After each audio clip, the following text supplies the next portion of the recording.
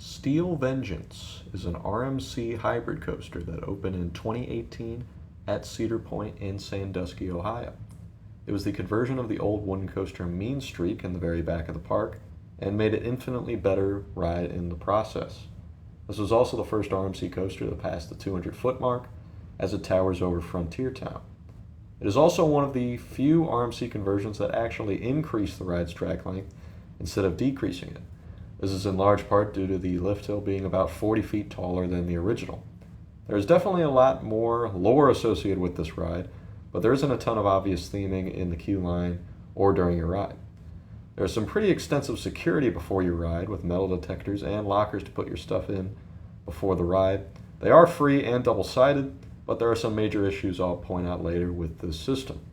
As for the ride itself, it features the standard RMC trains, and it's very stiff and heavy lap bars and seat belts. They make it very clear in the station that the ride operators will push the restraint down for you, but they're pretty good about not stapling you. The ride stats are very impressive with a height of 205 feet, speed of 74 miles per hour, 4 inversions, and a length of 5,740 feet. Now we got stats out of the way, let's see how it rides. The ride has a fun little pre-lift section before going up the very loud lift hill. Once you reach the top, you plunge down 200 feet and hop into a small bunny hill before rising again into a sustained outward banked airtime hill.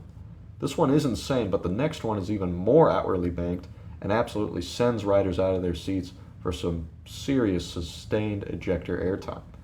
There's another bunny hill before going into a 0G roll, but this one just keeps twisting on itself and gives some really great whip throughout the train. There's a sideways turn before going to this stall-like element that just hangs riders for a second before flipping back on itself and sending riders into another ejector bunny hill. You then rise into the mid-course brake run, but you don't ever really slow down before plunging back down into a few more hills, including another airtime-filled double-up element.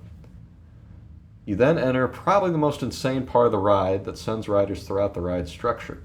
It's super disorientating in there, and as you get ejector airtime hill after ejector hill at some crazy angles too. You go into another more normal 0G roll before entering some more ejector hills that go back into the ride structure through yet another fun 0G roll. The finale is then a set of absolutely send you into orbit ejector hills before finally reaching the final brake run after about 5 or 6 of them. This ride is known as one of, if not the absolute best rides in the world, so I had some really high expectations going into this ride. I'm very pleased to say that this ride absolutely met those expectations, and it's definitely one of the best coasters in the entire world. It did not, however, become my new favorite coaster, which I also kind of expected. It's still my favorite at this amazing park, but still not quite better than Velocicoaster for me.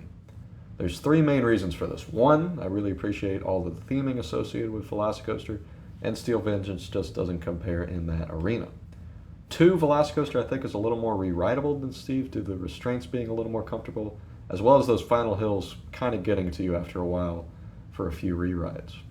Finally, the Mosasaurus roll on Velocicoaster is still the single best element on any ride I've been on.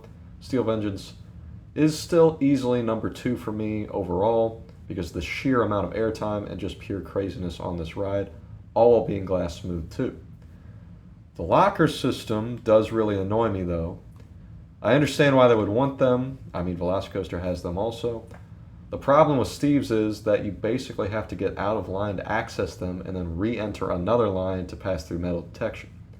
I wish it was just a part of the line like Velocicoaster's, but I know it wasn't there originally, so I guess it makes more sense it's shoehorned in. My suggestion would be to put your stuff in the lockers once and then leave it there if you're going to rewrite it so you can basically skip a lot of the line. Another suggestion would be to just leave your stuff with someone in your party that's not riding, as it will really save you a lot of hassle and time putting stuff into a locker. Other than a genuinely really annoying locker system, the ride is basically flawless and a world-class roller coaster. It's an absolute airtime machine, and if you can somehow only do one roller coaster at Cedar Point, this is 100% the one to do, and probably a bunch of times over and over. Be sure to subscribe for more content and be on the lookout for more coaster reviews and other theme park videos in the near future.